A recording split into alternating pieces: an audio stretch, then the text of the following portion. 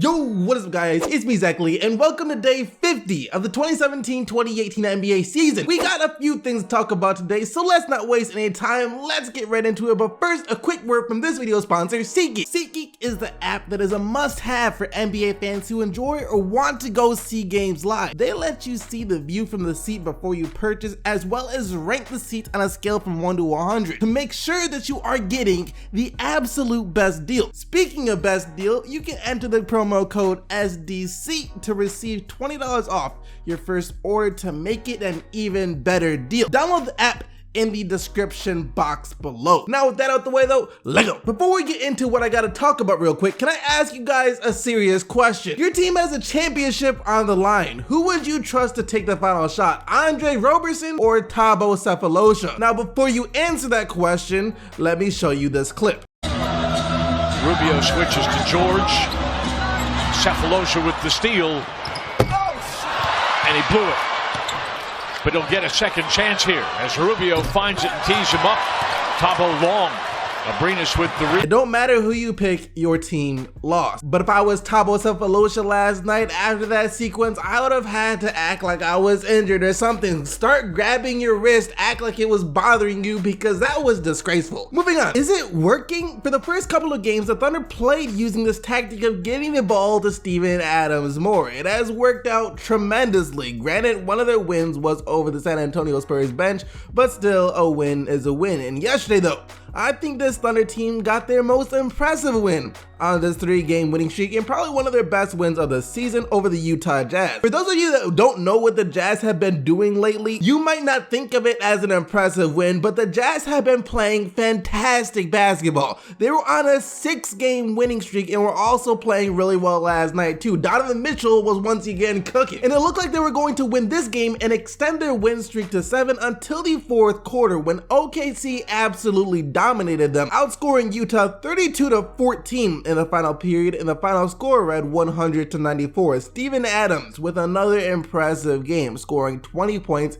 and grabbing 9 rebounds. On this Thunder win streak, Adams has been huge, averaging 22 points and 8 rebounds. You could argue that he has been their best overall player on this win streak, and you wouldn't be that crazy. The man has only missed a total of 6 shots over the past 3 games while he's been averaging these 22 points. Talk about efficiency. But the emergence of Adams wouldn't be possible without guys like Paul George and Carmelo Anthony. The first couple of games, Anthony took a backseat when he was barely shooting the ball. He shot more last night. I don't think we can expect Melo to take less than 10 shots every game. Didn't hit many shots that he took last night, but still he was attempting them. But this time it was Paul George who took a bit of a backseat until the 4th quarter when he scored 11 points. He only attempted 13 shots this game when he averages just under 18 on the season. So you have Paul George and Carmelo Anthony taking turns, I guess, getting Steven Adams involved, making sure everyone else is more involved, playing better team basketball, and then you just have Russell Westbrook still being Russell Westbrook. That's what Paul George and Carmelo Anthony said they wanted from Westbrook to start the season, and that's what he's been doing. Didn't change at all last night. 34 points, 14 assists, and 13 rebounds. We still can't say yet if this Thunder team has finally turned the corner and gotten their act together. It's only been a 3-game winning streak, and how they're playing right now still isn't nearly as good as they can be. But at least we can say that over the last 3 games, we've seen an effort from the Thunder to get better and start to play the right way. And another one goes down. I think we've seen so many players get injured this year that we're starting to become numb to these injuries. Like, do you guys remember the beginning of the season when guys were going down left and right? Look, of course you do. It's not like that has stopped happening or anything. Players still almost seem to be getting injured on a daily basis.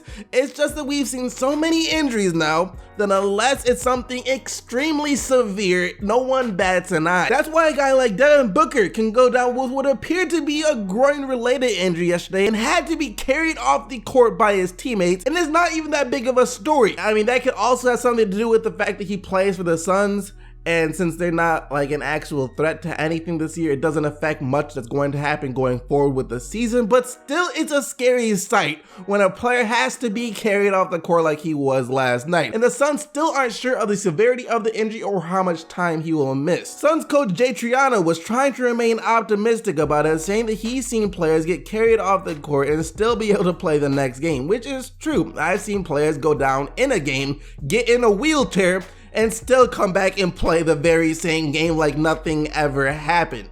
But I wouldn't bet on that to be the case here. Hopefully the injury isn't too serious and he will get better soon. As for the game though, the Raptors won. No big surprise there. The Raptors in this game didn't even let the Suns get a single offensive rebound. How does that happen? I don't know. 126 to 113 the final score. Kyle Lowry and DeMar DeRozan each scored 20 points, and Lowry got off to a really slow start to the year but has been playing some great basketball lately, shooting the ball well, rebounding, dropping dimes, everything. He just looked really good. And I'm also digging this new approach the Raptors have too of actually passing the ball and getting other guys involved. I mean, it's not just Lowry and DeRozan. Even DeRozan is passing. He had 8 assists last night. And then the OG himself, the rookie that only Raptors fans seem to talk about. His numbers alone won't impress anyone, but the guy has an infectious style of play and energy. If he can develop fast enough, he could be that last guy that the Raptors could use to help them get to the next level that has been evading them